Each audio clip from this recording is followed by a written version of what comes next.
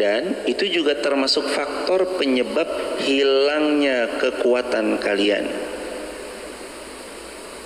Orang itu jemaah, sedangkan harusnya tidak pada hal itu, nanti hal yang dia tidak semestinya berfokus akan sibuk habis ke sana, sehingga yang tujuannya ke depan dia malah nengok ke samping, walhasil nabrak kalau dia menyetir satu kendaraan. Harusnya dia fokus ke depan, kaca yang besar. Tapi kalau dia sibuk fokusnya kepada spionnya, hal-hal kecil yang gak semestinya dia fokuskan menjadi penyebab hilangnya kekuatan mereka, akhirnya hancur berantakan. Apa titik terlemahnya manusia? Titik terlemahnya manusia antara lain dibuat fokusnya bukan kepada negeri akhirat, tapi dibuat fokusnya mengejar dunia yang sementara dan tidak menungganginya untuk kepentingan akhirat. Itu titik lemahnya manusia, itu di situ jemaah. Titik lemahnya manusia juga tanaza'u, seringnya berselisih. Dikit-dikit jidal, dikit-dikit debat kusir, dikit-dikit debat kusir. Dan perdebatan yang tidak akan pernah ditemui mana ujungnya, karena satu sama lain tidak legowo dalam berdebat. Para ulama terdahulu kalau mereka berdebat, ya Allah, kalau lisan musuh debatku, lawan debatku benar, mudahkan mudahkan aku menerima apa yang ia ucapkan. Kalau yang ia katakan salah dan yang aku ucap adalah benar, mudahkan juga hatinya untuk menerima kebenaran. Jadi saling legowo jemaah. Saling legowo satu sama lain. Esensi berdebat. Wasbiru, dan bersabarlah kalian. Innallaha ma'as sabirin. Allah sesungguhnya selalu bersama orang-orang yang sabar. Ini juga kuncian hidup agar ditemani, dibersamai oleh Allah. Sabar. Kuncian hidup, tulis di kolom komentar ya teman-teman. Kunci agar hidup kita selalu dibersamai oleh Allah adalah sabar. Atau sabar adalah kunci agar Allah terus membersamai. Sabar adalah kunci agar Allah terus membersamai. Allah nggak berjanji kalau kita sabar urusan kita pasti kelar, belum sampai sana. Allah juga belum berjanji, Allah juga tidak berjanji bahwa kita kalau sabar pasti urusan-urusan kita seketika langsung sirna, belum sampai sana. Tapi Allah berjanji, innallaha ma'as sabirin. Kalau kamu sabar wahai hambaku, ma'as sabirin, aku Allah yang akan menemani perjalanan hidupmu. Kalau kamu sabar wahai hambaku, aku nanti Allah yang akan menemani episode-episode perjuanganmu. Kalau kamu sabar hambaku, aku yang nanti akan senantiasa membuat tanaman yang kamu tanam, kamu sendiri yang akan memanennya, meskipun dengan penuh derai air mata ketika merawat tanaman tersebut. Jemaah, konsisten belum tentu memang akan sampai pada keberhasilan yang diinginkan. Tapi nggak konsisten, udah pasti gagalnya dalam meraih kebaikan. Kita konsisten jadi menambah ilmu, nambah wawasan, baca Quran, konsisten ngaji subuh syuruk, konsisten sholat subuh berjamaah, itu belum tentu mendapatkan apa yang diinginkan. Apalagi kalau tidak konsisten. Tapi selalu yakin para ulama itu dengan kalimat man sabata nabat. Kalau kita konsisten pasti cepat atau lambat akan tumbuh jemaah. Pohon ditanam kan belum tentu tumbuh juga ketika menanam, betul? Bisa rusak, kemakan hama, diserang hama. Tergantung dari gimana kita merawat konsistensi tanaman yang kita tanam tersebut kan. Tapi untuk mendapat kebaikan, agar Allah menemani setiap episode perjalanan, menemani setiap episode perjuangan, butuh satu kata kunci ini, wasbiru innallaha ma'as sabirin. Dan bersabarlah kalian, sesungguhnya Allah selalu membersamai orang-orang yang sabar. Jadi kalau kita konsisten, kita sabar beramal salih, ya sih memang belum tentu sih kita berhasil, belum tentu juga sih kita sukses, tapi wasbiru, kalau kita sabar dan menjalankan kesabaran dengan penuh kesadaran, sabar itu perintah Quran, sabar itu pahalanya paling besar. Innama yuwaffas sabiruna ajrahum bighairi hisab. Quran surah Az-Zumar ayat yang ke-10. Kalau kamu sabar, pahalamu juga tanpa hisab, tanpa batas. Jadi kalau sabar memang perintah Allah. Kalau bersabar pahalanya tanpa batas. Kalau bersabar Allah yang menemani, maka setiap hambanya yang sabar akan mendapat setiap kabar baik yang Allah janjikan, karena memang Allah berjanji kalau dia bersabar, wa basyiris sabirin. Kamu sabar ya, nanti ada kabar gembira. Framing kacamata kita tentang sabar juga harus disamakan sebagaimana kisahnya syahidah pertama dalam Islam, Sumayyah, sama suami beliau Yasir beserta putra beliau yang waktu itu masih kecil, Ammar. Apa yang terjadi? Waktu disiksa habis-habisan Yasir, Sumayyah, sampai Sumayyah jadi wanita yang syahid pertama dalam Islam yang mohon maaf ditusuk dari kemaluannya pakai tombak tembus sampai ke kepalanya. Apa yang Nabi utarakan? Waktu itu Nabi bersabda sallallahu alaihi wasallam, "Sabran ala Yasir, fa inna mau'idhakumul jannah." Kata Nabi sallallahu alaihi wasallam, sabar untuk kalian wahai keluarga Yasir, fa inna, karena sesungguhnya mau'idhakumul jannah, kabar gembira untukmu bahwa kamu nanti akan masuk surga. Secara kacamata dunia beliau lagi diapain? Disiksa. Habis jemaah, wafat. Yasirnya wafat, Sumayyahnya wafat. Seperti itu penyiksaan yang mereka terima. Nabi katakan, sabran ala Yasir, sabar wahai keluarga Yasir, bahwa kabar gembira untuk kalian, nanti kalian pasti masuk surganya Allah. Hadirin, dalam kacamata dunia, kesabaran kita tuh nggak selalu bicara tentang sabar nanti pasti ini, sabar nanti pasti itu, sabar nanti, belum. Tapi kacamata akhirat sudah pasti surga menanti mereka yang sabar. Jadi kacamata dunia, kalau kita sabar ya mbak, sabar ya mas, itu ya belum serta-merta langsung urusannya kelar, dengan sabar selesai urusan, dengan sabar habis perkara, ya belum tentu juga. Kadang mungkin kita lagi dibanting-banting itu, detik itu saat kita dibilangin sama seorang penasehat, sabar ya mas, sabar ya mbak, kita lagi dibanting jemaah. Tapi kalaulah dari dunia, kacamata dunia memang masih pahit rasanya, akhirat kesudahan untuk orang yang sabar manis, manis jemaah. Maka yang memang diperlukan bekal dalam menjalani hidup tuh wasbiru, sabar. Innallaha ma'as sabirin.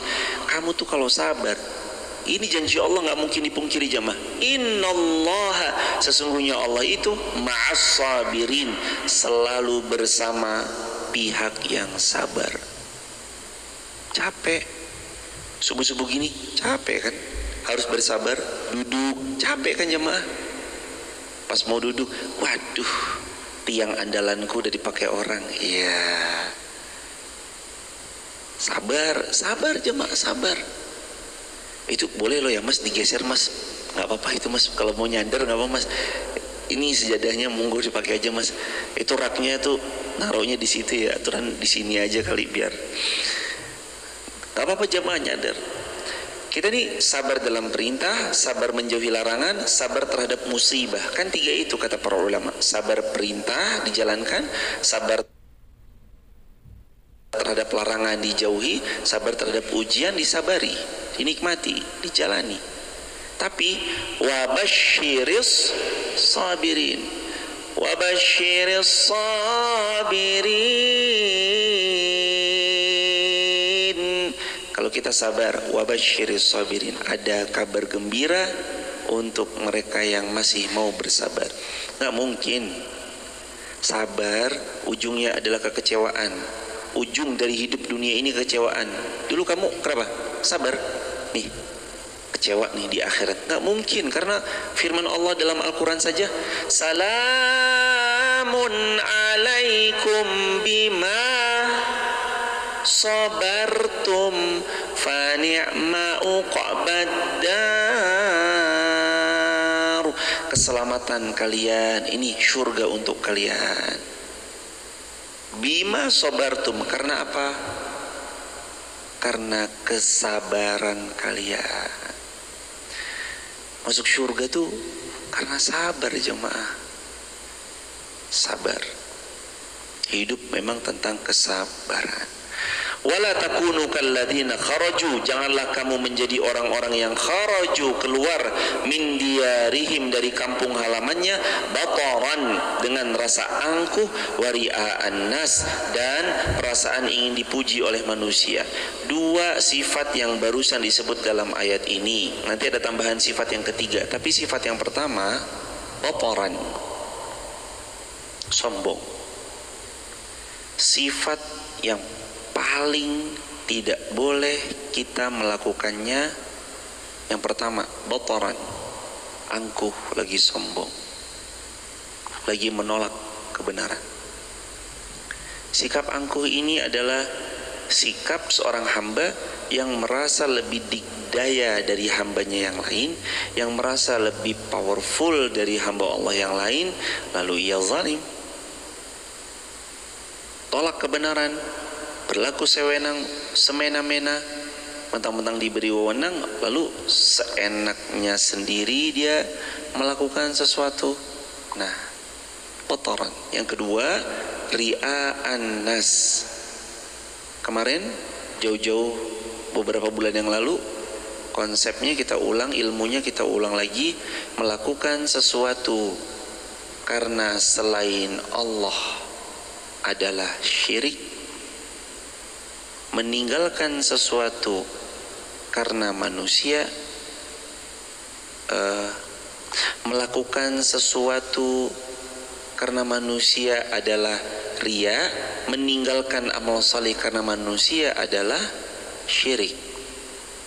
Ya, dua-duanya sama-sama syirik. Kan riya syirik juga. Kata Nabi SAW, akhafu syirkul asghar, aku takut sama kalian kalau kalian berbuat syirik kecil. Ya Rasulullah, apa syirik kecil itu ya Rasulullah? Riya. Jadi beramal tuh tujuannya dipuji manusia, dapat standing applause manusia. Hadirin, mulai dari hari ini berlatihlah untuk tidak berfokus pada pujian manusia, tapi kembalikan semuanya untuk ridho Allah Ta'ala. Nanti manusia datang memuji, menghina, tidak pernah membuat kita gentar. Itu ciri-ciri orang yang ikhlas. Manusia memuji tidak membuatnya terbang, menghina tak membuatnya tumbang. Dicaci maki di komen, di hate komen, tidak sedikit pun membuat dia gentar. Tetap aja dia berupaya untuk jadi hamba yang lebih baik. Sedikit pun gak pernah berubah. Itu orang-orang yang tulus ikhlas karena Allah. Dia jadi baik bukan karena kolom komentarnya dipenuhi dengan pujian. Dia juga gak jadi buruk bukan karena kolom komentarnya dipenuhi dengan hujatan. Tapi dia baik, ya baik aja emang karena Allah yang perintahkan, bukan karena kolom komentar.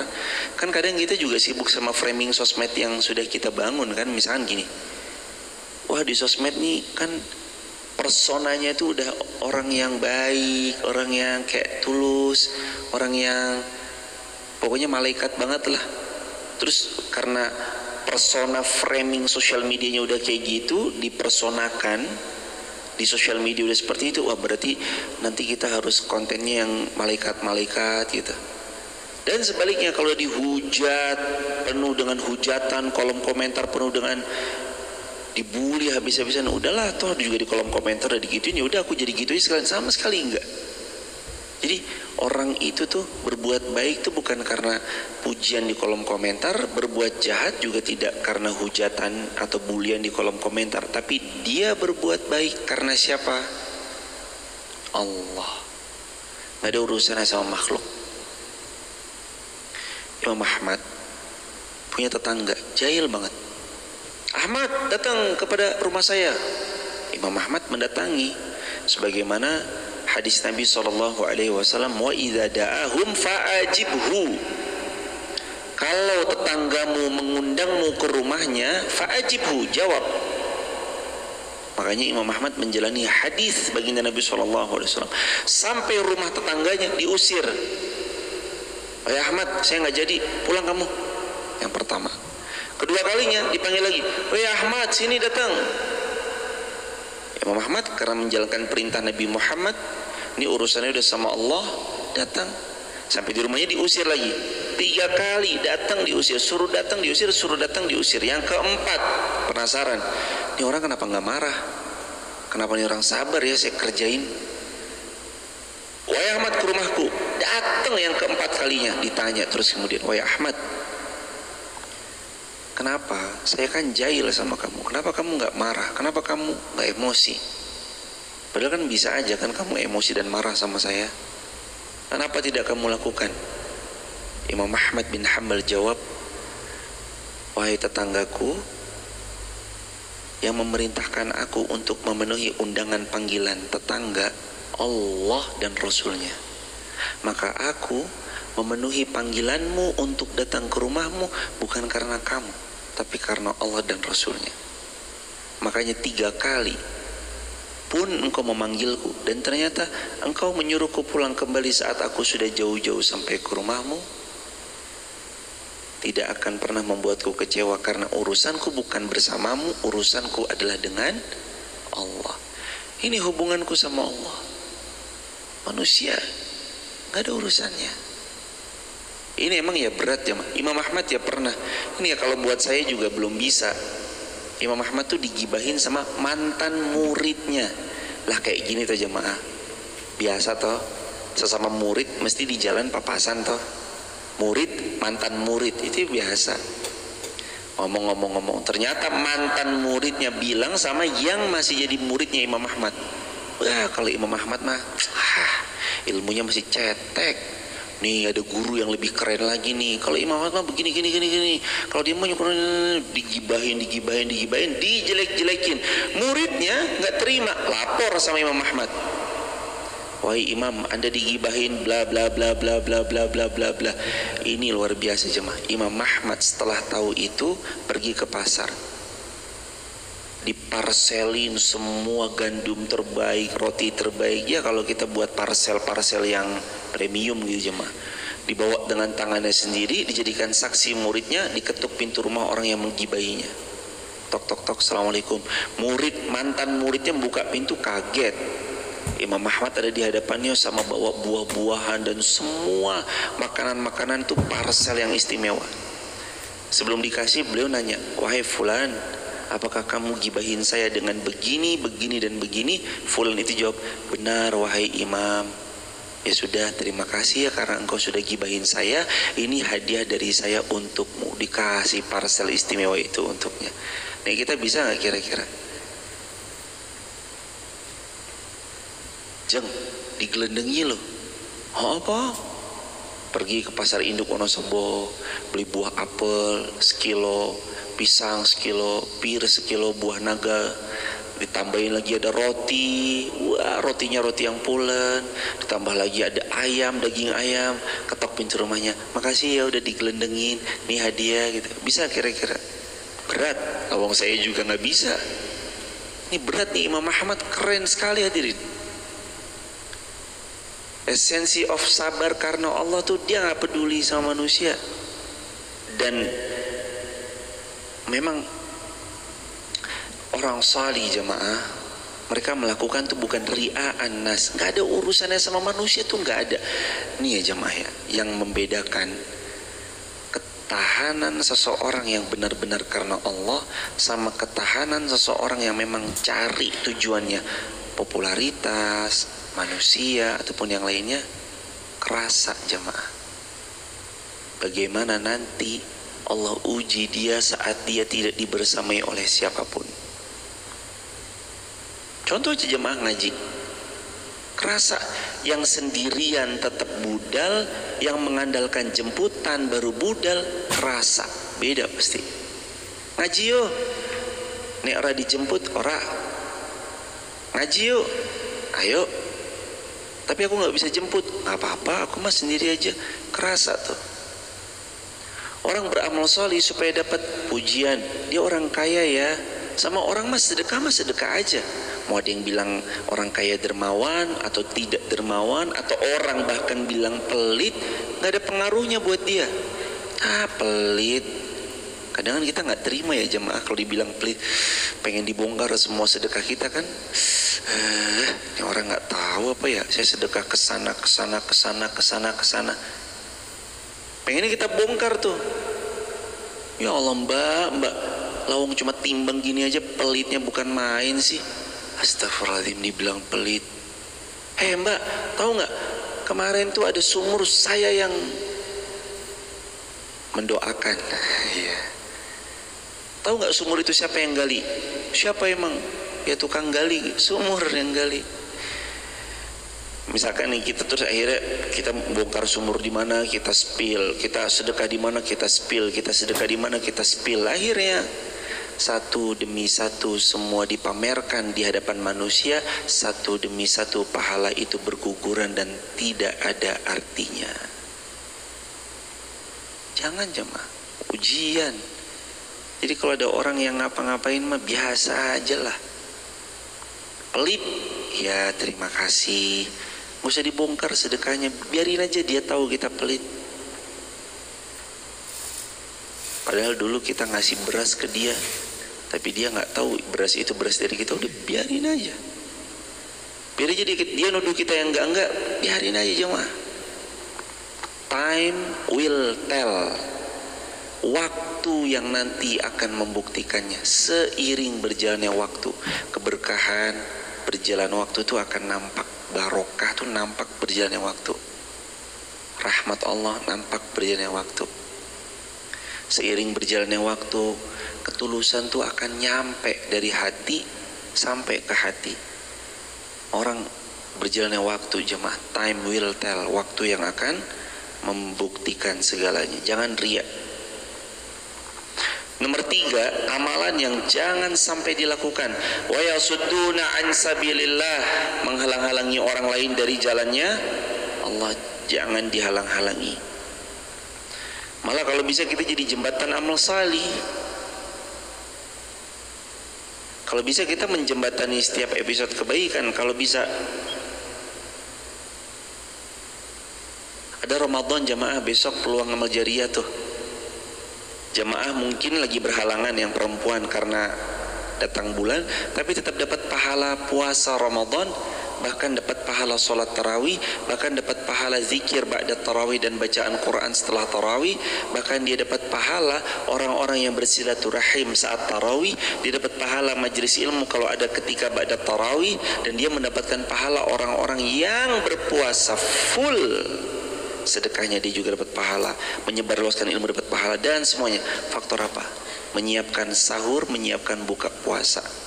Kata Nabi, man fatara shaiman, barang siapa yang membuka puasakan orang lain, kana lahu ajr, maka dia panen pahala orang yang berpuasa min ghairi ajan qusa, tanpa dikurangi sedikit pun pahala orang yang berpuasa diberikan untuknya. Kalau Anda memfasilitasi orang buka puasa 10 orang, 10-10-nya pahalanya kepada Anda. Dan ingat, pahalanya bukan cuma dibuka puasanya saja, tapi turunan-turunan pahalanya. Setelah berbuka puasa, dia ibadah baca Al-Quran, panen pahalanya ke kita. Setelah itu dia sholat maghrib, panen pahalanya ke kita. Setelah itu dia sholat isya. Tapi di antara maghrib dan isya mereka bersilaturahim, karena berkumpulnya di masjid sambil silaturahim, panen pahala yang kita. Kadang melanjutkan majelis ilmu sampai isya, panen pahala majelis ilmu yang kita. Kadang dia sholat berjamaah, dilanjut dengan tarawih, ikut sama imam. Yang kata Nabi, siapa yang sholat tarawih bersama imam sampai selesai, kutiba lahu kaqiyamil lailah, dicatat untuknya seperti sholat semalam suntuk, maka kita panen pahalanya. Padahal yang kita lakukan satu amal salih, membuka puasakan orang lain, tapi yang kita panen semua amal salihnya. Makanya hadirin, umur gak ada yang tahu. Saya persis mendapati kisah yang sama. Ramadan waktu ini masih pembebasan tanah. Ustadz katanya mau bebasin tanah ya? Iya ibu, doain, mohon doanya ibu. Ustadz saya nanti ikut andil ya, tapi bulan Ramadan ya Ustadz. Dalam hati saya, amin ya Allah, semoga umur beliau sampai. Beliau bilangnya bulan Rajab, Sya'ban, Ramadan, Sya'ban akhir beliau wafat. Beliau niat, saya nanti mau ikutlah Ustadz, berapa meter gitu buat tanahnya masjid. Amin ibu, tapi nanti ya Ustadz pas Ramadan, bilangnya bulan Rajab. Begitu masuk Sya'ban beliau wafat. Alhamdulillah suami beliau masih hidup. Lalu ketika bulan Ramadan, suami beliau tepat memenuhi permintaan istrinya yang wakaf tanah sebagian ya. Bukan wakaf sih, tapi ikut andil membelikan tanah. Lebih tepatnya mungkin sekitar 1-2 meteran. Kan dulu 1 meternya masih 500.000, ikut waktu itu kalau nggak 1 juta rupiah kalau tidak keliru. Ini buat beli tanah, ikut urun tanah. Tapi saya mau beritahu jemaah bahwa amal salih itu jangan ditunda, karena kita nggak tahu umur kita nyampe atau enggak. Tapi kalau ada platform, kan kemarin kita bilang ya, jamaah ini rekening Ihsan Tauhid Adi Barata khusus untuk program Ramadan, buka puasa, sahur, itikaf, daurah bersanad, memfasilitasi selama Ramadan dan mensupport program-program Ramadan Masjid Muhammad Al-Fatih. Kalau jamaah bisa dari sekarang, kita nggak tahu umur kita sampai berapa. Kemarin udah tipis-tipis kirim di rekening itu, khusus rekeningnya Mas Ihsan Tauhid Adi Barata, fokusnya untuk program Ramadan, nggak diutak-atik. Itu rekening untuk Ramadan, nggak diutak-atik. Udah, nanti keluarnya Ramadan, benar-benar difungsikan Ramadan. Termasuk kemarin jamaah, saya juga bilang kepada hadirin, nanti kalau mau ngirim air mineral H-2 Ramadan atau H-3 Ramadan aja jemaah. Jangan sekarang, takutnya kalau sekarang habis. Kecuali kalau memang diikhlaskan nggak apa-apa, belum Ramadan juga nggak apa-apa, saya mah tetap support gitu misalkan. Tapi nanti pas Ramadan aja, H-2 atau H-3, biar nanti fokusnya memang itu diminum untuk Ramadan. Ramadan itu Masya Allah bukan main hadirin pahalanya. Jadilah orang yang mensupport, memfasilitasi, bukan yang menghalang-halangi. Kan wa yasudduna an sabilillah. Ciri orang yang akan dapat murkanya Allah yang pertama yang angkuh, batoran, angkuh. Yang kedua cirinya adalah ria'an nas, riya dalam beramal. Ciri yang ketiga adalah yasudduna an sabilillah, menghalang-halangi orang dari jalan Allah. Kalau bisa kita jangan menghalang-halangi, kita ikut support, ikut andil. Jadilah orang yang bukan menghalang-halangi tapi memfasilitasi kebaikan. Sama teman-teman TikTok, YouTube, Instagram, terima kasih. Ini kan kita ngaji di Masjid Muhammad Al-Fatih dengan seizin dan pertolongan Allah. Teman-teman mungkin nggak bisa sholat bukan nggak bisa, belum bisa sholat di sini karena jarak yang jauh. Teman-teman di Jakarta, hadirin di Surabaya, hadirin di Kalimantan, Pontianak, Palembang, Jambi, Australia, Amerika, Sumatera, Singapura, Malaysia, atau dimanapun. Tapi teman-teman ikut andil. Setiap subuh Masjid Muhammad Al-Fatih dipakai kajian, yang ikut andil dalam pembangunannya panen pahalanya. Setiap hari ada baca Quran tadi, satu lembar, satu halaman, siapapun yang ikut andil bangun ini panen pahalanya. Setiap hari sholat 5 waktu panen pahalanya. Ada azan, panen pahalanya. Anak SD ngafalin 12 orang di sini, panen pahalanya. Setiap Jumat ramai tamu-tamu dari luar dan segala macam. Ada yang dari SMK Duwonolelo, SMP 4, guru-gurunya dan semua pekerja-pekerjanya. Sholat Jumat di sini, walaupun hadirin belum secara jarak, karena belum bisa secara jarak melihat Masjid Muhammad Al-Fatih itu kayak apa sih, masjidnya gimana sih, dalamnya kayak apa sih, tetap aja teman-teman panen pahalanya. Kenapa? Karena kita menjadi yang fasilitator dalam kebaikan. Kata Nabi SAW, siapa yang bangun masjid walaupun sebesar cakaran kaki burung di tanah. Berapa sebesaran cakaran kaki burung? Kecil. Artinya walaupun kita ikut bangun masjid, walaupun cuma 1.000 rupiah, 1.000 perak, tetap Allah Subhanahu wa ta'ala menggantinya dengan istana yang indah di syurganya Allah. Karena hadis Nabi, man bana masjidan, siapa yang bangun masjid, banallahu baitan fil jannah, Allah jamin dia akan mendapat istana di syurganya Allah. Allahu akbar walillahilhamd. Next jemaah ya. Wallahu bima ya'maluna muhit. Allah atas segala sesuatu, Allah Subhanahu wa taala Maha meliputi. Wa idz zayyana lahumu syaitan, dan ketika dijadikan indah bagi mereka oleh syaitan a'malahum, perbuatan-perbuatan mereka yang mereka lakukan. Nah, stop sampai sini jemaah. Wa idz zayyana lahumu syaitanu a'malahum. Ini triknya syaitan yang dibocorkan dalam ayat Al-Anfal, dalam Quran surah Al-Anfal ayat ke-48. Salah satu triknya syaitan mengelabui kita. Zayyana lahumu syaitan a'malahum. Syaitan membungkus amal-amal maksiat yang kita kerjakan seolah zayyin au zayyan, seolah zen, bagus, cantik, indah, lumrah. Wa idz zayyana lahum syaitanu a'malahum. Salah satu triknya syaitan mengelabui kita, dibungkus perbuatan yang salah seolah-olah itu perbuatan yang salih. Itu trik syaitan. Jadi kita tuh kayak seolah-olah oke nih, oh iya nih, ini kayaknya oke deh, oh iya nih kayaknya baik deh, oh iya nih kayaknya, padahal enggak. Makanya penting berdoa seperti yang diajarkan para ulama, Allahumma arinal haqqa haqqa warzuqna tiba'ah wa arinal batila batila warzuqna tinabah. Wa qala la ghaliba lakumul yaum, dan mengatakan tidak ada yang dapat mengalahkan kamu pada hari ini, minan nas, dari golongan manusia, wa ini jarul lakum, dan sungguh aku adalah penolong bagi kalian. Falamma tara'atil fi'atani, dan ketika kedua pasukan itu telah saling melihat berhadapan, maksudnya naqasa, maka syaitan balik ala akibai, ke belakang, wa qala inni bari'um minkum, seraya berkata aku berlepas diri dari kamu, inni ara ma la tarawna, aku melihat dengan apa yang kamu tidak melihat, inni akhafullah, aku takut kepada Allah, wallahu syadidul iqab, dan Allah sangat keras siksanya. Ayat ke-49, ingatlah ketika orang-orang munafik berkata dan orang-orang yang dalam hatinya ada penyakit berkata, mereka itu orang-orang mukmin ditipu oleh agama mereka, wa may yatawakkal 'ala Allah, dan barang siapa yang bertawakal kepada Allah Subhanahu wa taala, maka ketahuilah bahwa Allah Maha perkasa lagi Maha bijaksana. Ayat 50. Jadi ayat yang ke-49 ini, orang-orang munafik dan orang-orang yang dalam hatinya ada penyakit, mereka itu merasa dan bilang orang beriman tuh orang yang ditipu oleh agamanya, padahal enggak.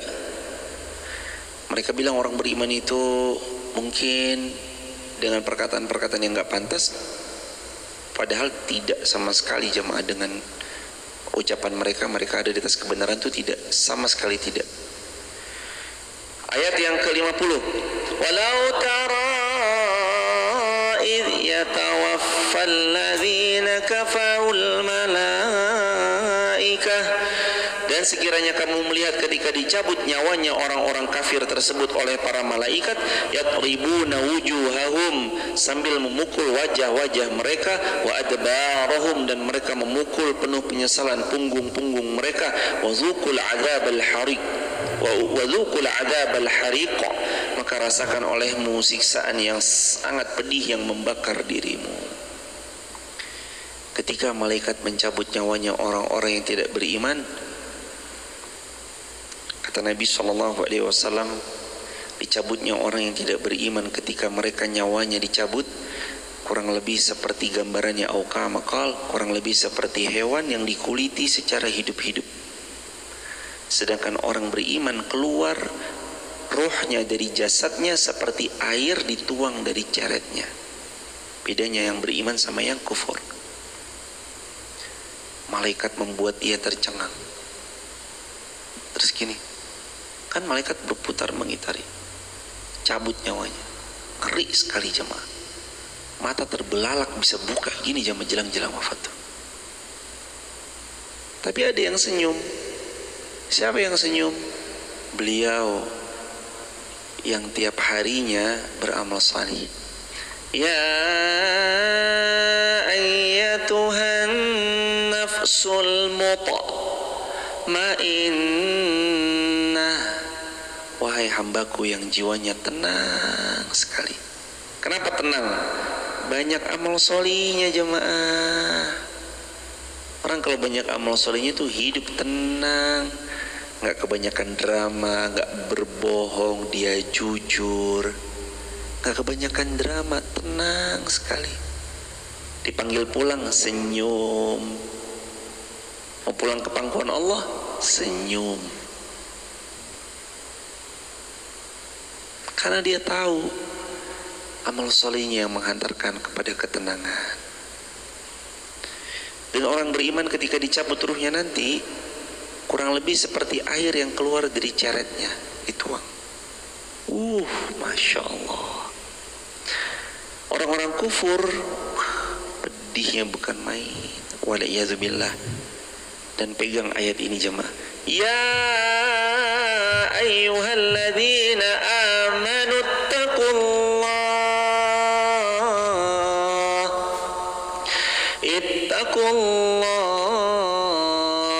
haqqa tuqatih wa la tamutunna illa wa antum muslimun. Wahai orang beriman, bertakwa kepada Allah dengan sebenar-benarnya takwa, dan jangan kamu sekali-kali mati illa kecuali wa antum muslimun, kalian mati dalam keadaan muslim. Jangan mati kecuali muslim, beriman sama Allah. Hadirin, terlampau besar, maha dahsyatnya Allah menciptakan segala sesuatu. Jamaah pergi ke satu tempat, ada bangunan yang indah, kokoh, berdiri tinggi, gedung pencakar langit. Jamaah pasti terpesona deh, foto-foto di situ pasti. Ini gimana ya, arsiteknya keren banget ya, bisa membuat gedung, gedungnya pencakar langit, gedung tertinggi dunia. Ini bagaimana mekanismenya nih? Dibuat begini. Itu manusia dengan segala keterbatasannya membuat satu gedung aja kita terpesona dengan rongga, ruang, tata letak dan segalanya. Kita terpesona. Gimana dengan Allah yang menciptakan Gunung Merapi, Merbabu, Gunung Sindoro, Gunung Sumbing, Pakuaja, Gunung Perahu, Gunung Kembang, Gunung Kembar. Wonosobo dikelilingi 9 gunung yang besarnya Sindoro, Sumbing, Kembang, belum lagi Gunung Pakuaja, belum lagi Gunung Perahu dan gunung-gunung keren lainnya. Coba bayangin jemaah, kalau gedung manusia membangunnya kita takjub, ini siapa arsiteknya nih? Bukankah kepada gunung harusnya kita juga takjub? Allah menciptakan ekosistem di gunung itu. Allah menciptakan di gunung itu ada makhluknya dan dikasih rezeki sama Allah semua. Hadirin, jawab jujur jemaah, burung gereja banyak. Pernahkah hadirin mengasih makan tiap hari sama burung gereja itu? Gak pernah. Siapa yang mikirin makannya? Siapa yang memberi rezeki pada burung gereja yang liar itu? Allah. Sedikit pun gak pernah burung gereja kelaparan. Allah jamin rezekinya. Hadirin, bayangkan cacing dalam tanah itu yang nggak pernah kita lihat oleh mata. Pernahkah jamaah, aduh sebentar Pak, kenapa mah lupa belum ngasih makan cacing tanah? Pernah mikirin makanan cacing tanah? Boro-boro. Kita nggak pernah mikirin makhluknya Allah yang ada di luar. Kita sibuk mikirin saya makan apa, lauknya apa, diri sendiri. Yang ngasih makan itu siapa jemaah? Harusnya kalau dengan gedung itu takjub, melihat gunung takjubnya bukan main. Di dalamnya ada lava yang satu waktu bisa dimuntahkan. Siapa yang membuatnya coba? Gunung itu tampak indah bukan main. Di dalamnya ada ekosistemnya, di dalamnya ada pohon-pohonannya, di dalamnya ada. Gunung itu kan pakunya bumi yang membuat bumi ini menjadi seimbang. Satu sama lain ditempatkan. Di Jawa Barat ada, Jawa Tengah ada, Jawa Timur ada, masing-masing punya, supaya seimbang. Allah, bukankah harusnya kita melihat gunung takjub? Bukannya harusnya kita melihat perbukitan takjub, maha baik dan dahsyatnya Allah menciptakan sesuatu? Hadirin, harusnya kita lebih takjub melihat itu daripada takjubnya kita melihat gedung. Takjub jamaah, maha kuasa Allah atas segala sesuatu. Dan ingat ya hadirin, dzalika bima qaddamat aydikum wa anna Allah laisa bidhallamin lil abid.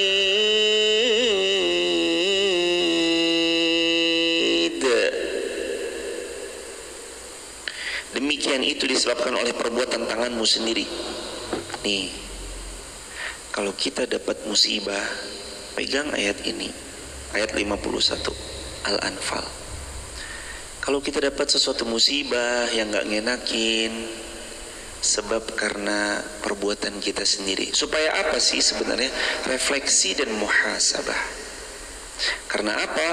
Wa anna Allah laisa bidhallamin lil abid. Allah tidak pernah sedikit pun zalim kepada hamba-hambanya. Allah gak pernah zalim. Allah tuh gak pernah zalim sama hamba-hambanya hadirin. Allah yang paling sayang malah. Kalaupun zalim, pelaku kezaliman itu pasti ya kita sendiri. Makanya kezalimannya kembali kepada diri sendiri, ya karena kitanya zalim. Kita zalim sama diri kita sendiri, pantas. Kita zalim sama diri kita sendiri, pantas jemaah. Kezalimannya itu habis untuk diri kita sendiri, karena kitanya zalim. Wa anna Allah laisa bidhallamin lil abid. Dan sungguh Allah tidak pernah menzalimi lil abid, hamba-hambanya. Allah tidak zalim, tapi justru Allah yang maha sayang, Allah yang maha baik, Allah yang maha santun, Allah yang maha memberi setiap apapun yang dipinta dari hamba-hambanya. Wa idza sa'alaka ibadi anni fa inni qarib ujibu da'watad da'i idza da'an.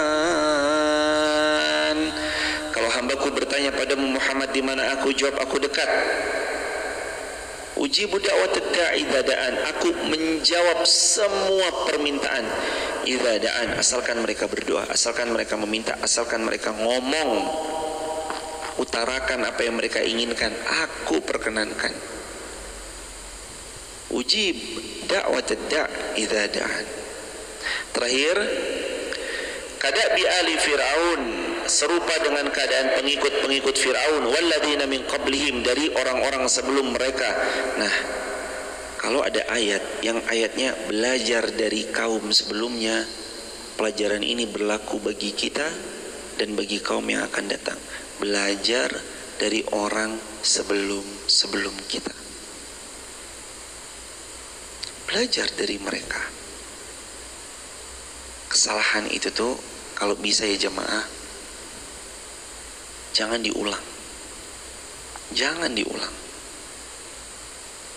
Orang dulu sudah punya begini. Dari kesalahan-kesalahan mereka yang sudah puluhan tahun, mereka nemuin formula di tahun 2024, begini formulanya. Langsung ambil itu. Jangan mengulangi kesalahan mereka yang tahun 2011 sampai 2024. Jangan. Dah, kita start. Saya menjadikan pijakan 2024 apa yang mereka pijak hari ini, bukan kesalahan yang pernah mereka lalui di 2011 sampai 2024-nya. Begitu jemaah.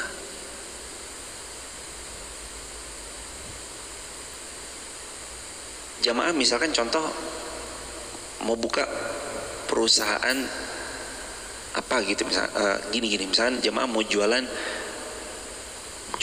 pecel lele gitu misalkan di satu kota, jualan pecel lele di satu kota.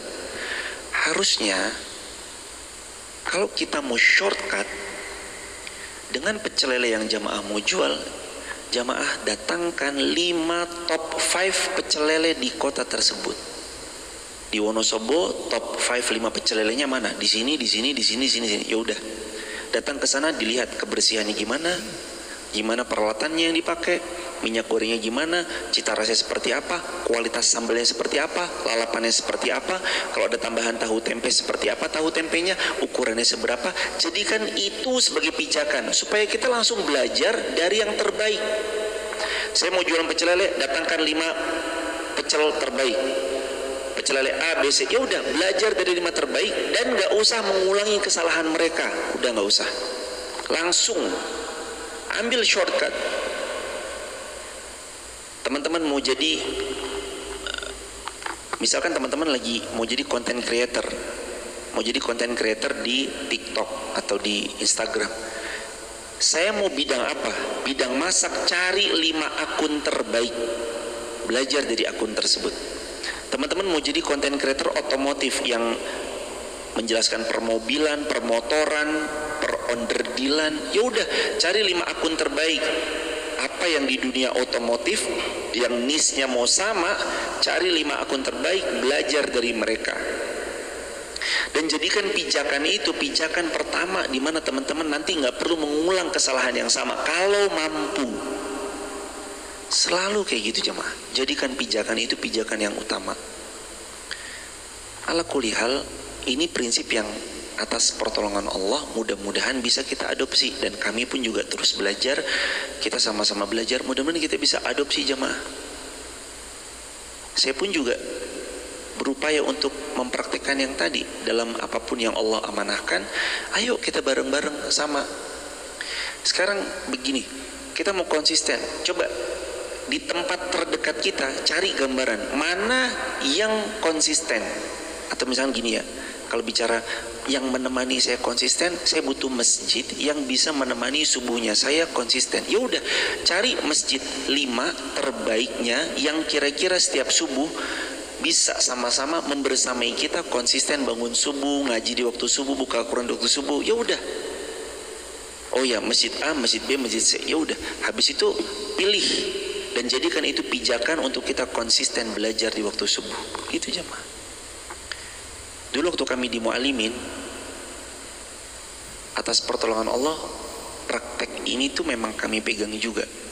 Ada Ustadz Ferry Septianto, itu ranking 1, tak terkalahkan, tak terbantahkan. Ustadz Faisal Waidina, itu di Mu'alimin, kakak kelas saya 2011, Ustadz Faisal, beliau 2008, alumni Mu'alimin Jogja 2008. Beliau ranking 1, tak terkalahkan, tak terbantahkan. Ustadz Ferry, angkatan saya, Ferry Septianto LC, Instagramnya. Ustadz Faisal ranking 1 angkatan itu, tak terkalahkan, tak terbantahkan. Gak ada yang bisa ganti beliau. Kami ya rankingnya 3 besar atas pertolongan Allah. Tapi saya make cara itu. Siapa top nomor 1 di kelas dan gimana cara dia belajar. Ustadz Ferry cara belajarnya begini gini. Pasti bangun jam 2 tuh Ferry. Ustadz Ferry maksudnya. Ustadz Ferry bangun jam 2. Beliau belajar. Terus gini. Tempel jemaah. Fer. Belajar apa? Ini ulumul hadis. Yuk. Fer. Notnya apa nih? Catatannya sama enggak? Samain. Pada akhirnya beliau 1, kami 2. Harus begitu jemaah. Walaupun kami nggak bisa melampaui beliau karena cerdasnya bukan main itu Ustadz Ferry, semoga Allah jaga beliau. Usul juga sama. Kenapa kami tahu? Karena dulu di Mu'alimin kalau yang 3 besar itu kan diumumin di lapangan tuh. Jadi Ustadz Faisal yang jamaah, kadang beliau kalau ada waktu membersamai kita di sini setiap Rabu, karburator, kajian Rabu lepas kerja ngantor. Kemarin Sabtu juga beliau membersamai Ustadz Faisal tuh. Terbaik tuh jamaah. Allahu Akbar, semoga Allah jaga beliau. Nah, cara ini ayo adopsi. Jamaah coba lihat nih. Kita mau berlomba dalam amal soleh kan. Lihat siapa yang sergap, siapa yang istiqomah. Contoh. Taruh tek. Dan kalau bisa praktekin. Ini ayatnya jamaah. Jangan jadi orang-orang yang mengikuti kaum sebelumnya. Arti secara luasnya, Kalau orang-orang dulu udah gagal, kaumnya Fir'aun udah gagal, jangan ikut jejaknya kaumnya Fir'aun. Udah jelas kaumnya Fir'aun binasa, ditenggelamkan, kenapa ikut? Jangan. Jadi tuh Al-Quran ini insightful sekali hadirin. Learn from the best, belajar dari yang terbaik. Kalau dalam hidup kita belajar dari Nabi Muhammad sallallahu. Wah, Nabi Muhammad udah top of mindnya kita. Nggak ada yang bisa menggantikan. Manusia terbaik, kita belajar dari beliau. Kita belajar dari beliau.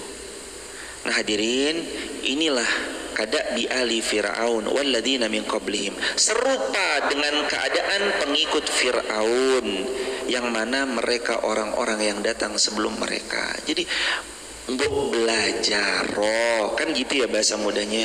Yuk belajarlah mengambil pelajaran dari kesalahan orang terdahulu, jangan berpijak di kesalahan mereka.